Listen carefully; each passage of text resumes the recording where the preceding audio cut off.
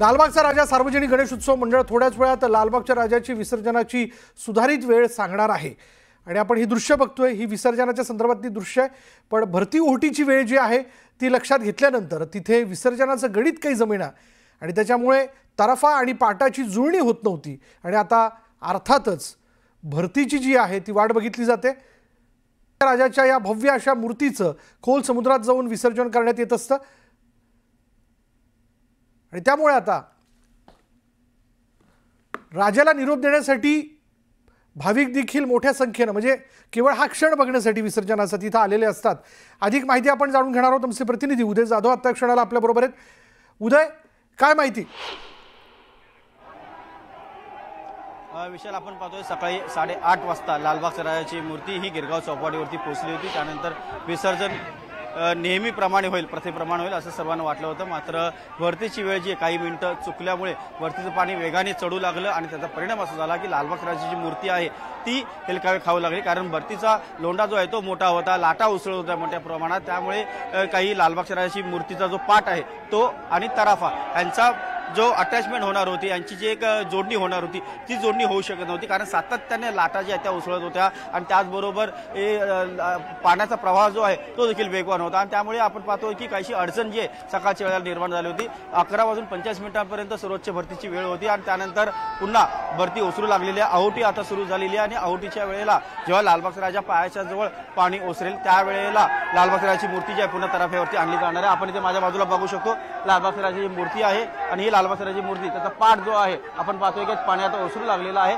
आणि जसं पाणी ओसरू लागेल त्यावेळेला याच तराफ्यावरती लालबागच्या राजाची मूर्ती जी आहे पुन्हा आणली जाणार आहे आणि लालबागच्या राजाचं विसर्जन जे आहे ते केलं जाणार। हा तराफ आहे लालबागच्या राजा, ज्या तराफ्यावरून लालबागच्या राजाच्या मूर्तीचं विसर्जन केलं जाणार आहे आणि पुढच्या बाजूला आपण पाहतो आहोत हा तराफ्याचा एक पुढचा जो भाग आहे ज्या भागावरती लालबागच्या राजाची मूर्ती ठेवण्यात येणार आहे तिथे जागा जी आहे ती लिफ्ट आहे, एक हायड्रोलिक लिफ्ट आहे। त्या हायड्रोलिक लिफ्ट जी आहे ती लालबागच्या राजाची मूर्तीचं जेव्हा विसर्जन केलं जातं तेव्हा ती खाली जाते आणि त्याच प्रकारे आपण पाहतो की लालबागच्या राजाची मूर्ती जर ठेवली जाणार आहे आणि हीच हायड्रोलिक लिफ्ट जी आहे ती हायड्रोलिक लिफ्ट आणि लालबागच्या राजाची मूर्तीचा पाठ जो आहे यांची जोडणी जी आहे ती होत नव्हती। सकाळी जेव्हा समुद्र उधाणलेला होता, एक लाटा उसळलेल्या होत्या आणि त्या उसळलेल्या आणि उधाणलेल्या लाटांमुळे लालबागच्या राजाचा जो पाट आहे तो तरंगत होता आणि ते तरंगलेल्या पाटाला जोडणी करणं जे आहे ते फार कठीण झालं होतं आणि त्यामुळे कठीण प्रसंग उद्भवला होता। मात्र त्यातून आता लालबागच्या राजा सार्वजनिक गणेशोत्सव मंडळ मार्ग काढताना दिसत आहे। त्यासाठी महापालिका असेल, त्याचबरोबर हा जो तराफा बनवणारे तंत्रज्ञ ते आणि स्थानिक कोळी बांधव हे सर्व एकत्र येऊन एक टीम वर्क म्हणून इथे काम करतात। पुढच्या काही वेळातच पुन्हा एकदा विसर्जन प्रक्रियेला सुरुवात होईल असं सांगण्यात आणि आपण इथे जर पाहिलं गिरगाव चौपाटीवरती अजूनही लालबागच्या राजाची प्रजा म्हणजे सर्व भक्तगण जे आहे ते आपल्याला पाहायला मिळत आहेत। सकाळपासून हे सर्व लालबागच्या राजाचे भाविक जे आहेत ते लालबागच्या इथे राजाचं विसर्जन कधी होईल हे पाहण्यासाठी थांबलेले आहेत आणि सर्वांना आतुरता लागलेली आहे की लालबागच्या राजाचं विसर्जन कधी होईल। आपण इथे पाहतोय की पुढच्या काही वेळात लालबागच्या राजाचं विसर्जन होण्याची शक्यता आहे। जशी ही आवटी ओसरेल, पाणी ओसरेल, लालबागच्या राजाच्या पायाजवळ जेव्हा पाणी येईल त्यावेळेला पायाजवळ असलेला जो पाट आहे तो या तराफ्याला जोडला जाणार आहे। ती एक तांत्रिक प्रक्रिया आणि तांत्रिक प्रक्रियेमध्ये काहीशी अडचण जी आहे या समुद्राच्या भरतीच्या वेगवान पाण्यामुळे निर्माण झाली होती ती दूर करण्यात येणार आहे। त्यानंतर आजच लालबागच्या राजाचं विसर्जन जे आहे कोणत्याही परिस्थितीत केलं जाणार असल्याचे सांगितलं जात आहे। उदय, साधारण काय अंदाज व्यक्त केला जातोय, किती वेळ लागू शकतो याबद्दल काही सांगितलं जातंय? आणखीन पुढील तासभर लागण्याची शक्यता आहे, कारण आपण पाहिलं तर लालबागच्या राजाचा हा पाट आहे, त्या पाटाच्या समोर आपण पाहतोय की आता लालबागच्या मूर्तीचा पाट जो आहे तो दिसू लागलेला आहे आणि त्यानंतर आता प्रक्रिया जी आहे ती सुरू केली जाणार आहे। आणि समोरच्या बाजूला जर आपण पाहिलं तर या तराफ्याच्या पुढचा जो भाग आहे तो हायड्रोलिक भाग आहे। तो हायड्रोलिक भाग असलेला जो लिफ्ट आहे तो आता तिथे जोडला जाणार आहे आणि ही जोडणी होणं अत्यंत महत्त्वाचं आहे, कारण हा एक हायड्रोलिक लिफ्ट असलेला तराफा आहे आणि हायड्रोलिक लिफ्टवरती लालबागच्या राजाची मूर्ती पाटासह इथं आली व्यवस्थित तर त्यानंतर पुढची जी विसर्जन प्रक्रिया खोल समुद्रामध्ये ती व्यवस्थित पार पाडली जाणार आहे। लालबागच्या राजाची मूर्ती जेव्हा या तराफ्यावरती आणली जाईल त्यानंतर खोल समुद्रामध्ये लालबागच्या राजाचं विसर्जन जे आहे ते पार पाडणार आहे। म्हणजे साधारण किती आतमध्ये जावं लागतं जेव्हा या मूर्तीचं विसर्जन होतंय?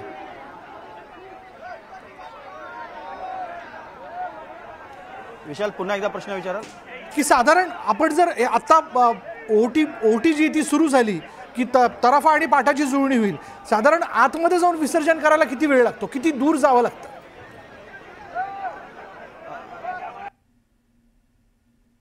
ते राजभवन जे आहे त्याच्या समोरचा जो खोल समुद्र अरबी समुद्र तिथे होत असते। जवळपास 4 किलोमीटरचं अंतर आहे आणि 4 किलोमीटरच्या पुढे जवळपास आपण पाहतो की 10 पुरुष जी समुद्राची उंची खोली मोजण्याचे जे परिमाण आहे कोळी बांधवांचं ते 10 पुरुष खोल पाण्यामध्ये जातात आणि तिथे लालबागचं राजाचं विसर्जन जे आहे ते पारंपरिक पद्धतीने केलं जातं। स्थानिक कोळी बांधव जे आहेत कप परेडचे त्यांना हा मान दिला जातो आणि कोळी बांधव देखील आता इथे उपस्थित आहेत। ते लालबागचं राजाचं विसर्जन जे आहे पारंपरिक पद्धतीने करणार आहेत आणि जवळपास 10 पुरुष खोल इतकं जेव्हा पाणी असेल म्हणजे जवळपास आपण म्हणू शकतो 50 फूट खोल पाणी असतं, त्या 50 फूट खोल पाण्यामध्ये लालबागचं राजाचं विसर्जन जे आहे ते केलं जाणार आहे। आपण इथे पाहतो आहोत की हा तराफा जो आहे हायड्रोलिक तराफा आहे आणि त्या तराफ्याची प्रक्रिया जी आहे ती आता काही वेळानंतर सुरू करण्यात येणार आहे, कारण आहोटीची प्रक्रिया जी आहे ती आता हळूहळू वेगाने सुरू होताना आपल्याला पाहायला मिळते। जशी भरती वेगाने सुरू होते त्याचा परिणाम जो आहे तो जाणवतो, तसंच आहोटी देखील वेगाने ते होऊ लागलेली आहे आणि त्याचाच कुठेतरी परिणाम जो आहे तो पुढच्या प्रक्रियेमध्ये आपल्याला दिसून येतो आणि लालबागचं राजाची एकूणच विसर्जन जे आहे ते पुढच्या काही वेळात होणार आहे। त्यासाठी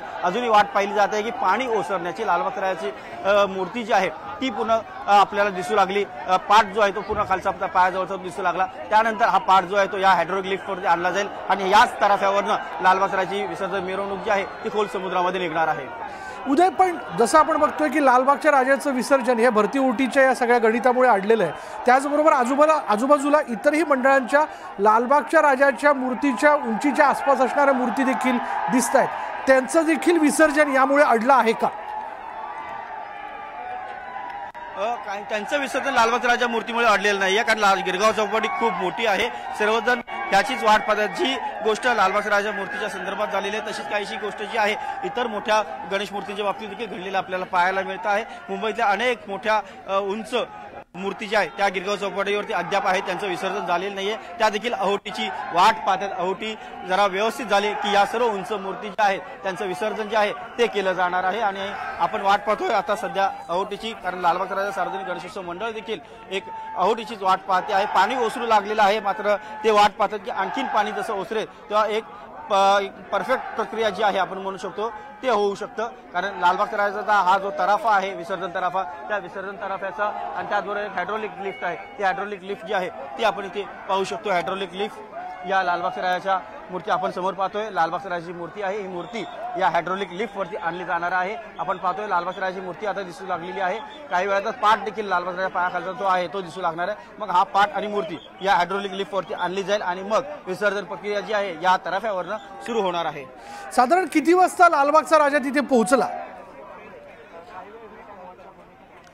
साधारणतः आपण विषयाला आपण बोलू शकतो अजून पुढचा 1 तासभर असू शकतो, कारण आता आहोटी तर लागलेली आहे, पाणी तर ओसरू लागलेलं आहे, मात्र लालबागच्या राजाचा मूर्ती जी आहोटी आहे आपलं जी पाठ आहे त्या आहोटीचं आपण म्हणू शकतो की आहोटीची प्रक्रिया जी आहे ती वेगाने सुरू झालेली आहे। त्यानंतर आपण पाहतोय की एकूणच सर्वांना उत्सुकता लागली की लालबागच्या राजाचं विसर्जन जे आहे ते केव्हा सुरू होणार आहे। आहोटी वेगाने सुरू झालेली आहे आणि त्या आहोटीनंतरच जेव्हा पाठ दिसू लागेल आणि तो पाठ या हायड्रोलिक लिफ्टवरती आणला जाईल आणि मग लालबागच्या राजाचं विसर्जन जे आहे ते सुरू होणार आहे।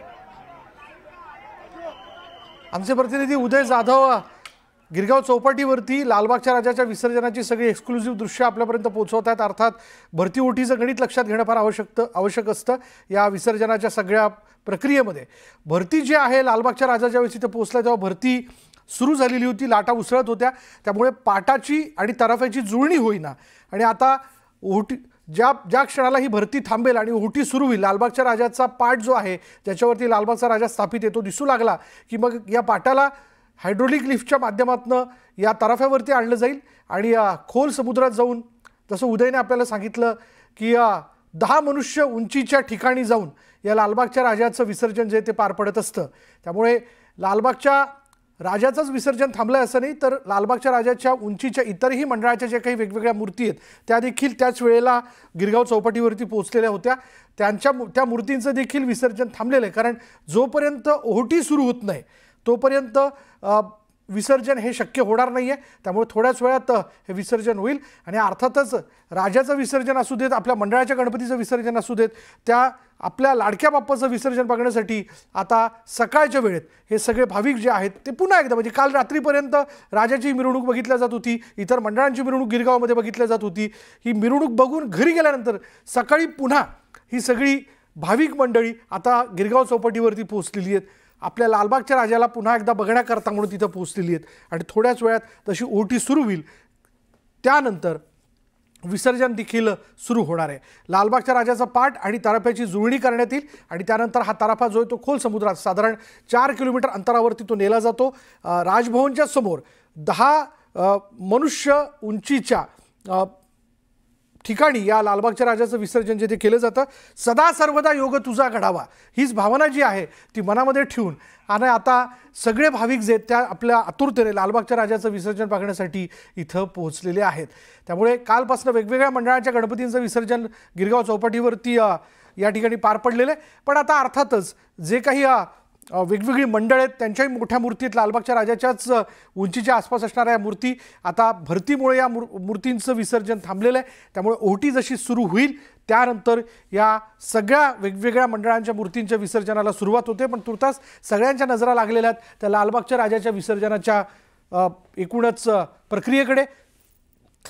त्यामुळे जर आपण पाहिलं तर किनाऱ्यावरती कुटुंब उपस्थित आहेत, मंडळांचे कार्यकर्ते उपस्थित आहेत। हाच तो तारफा आहे लालबागच्या राजाचा, ज्याला थोड्याच वेळात ओटी सुरू झाल्यानंतर लालबागचा राजा ज्या पाटावरती स्थापित आहे तो पाट दिसायला लागला की हायड्रोलिक लिफ्टच्या माध्यमातून त्याला ओढून जे आहे त्या तारफ्यावरती आणण्यात येईल आणि त्यानंतर या विसर्जन प्रक्रियेला सुरुवात होईल। पुन्हा एकदा आपण आपले प्रतिनिधी उदय जाधव यांच्याशी बोलण्याचा प्रयत्न करूयात। उदय,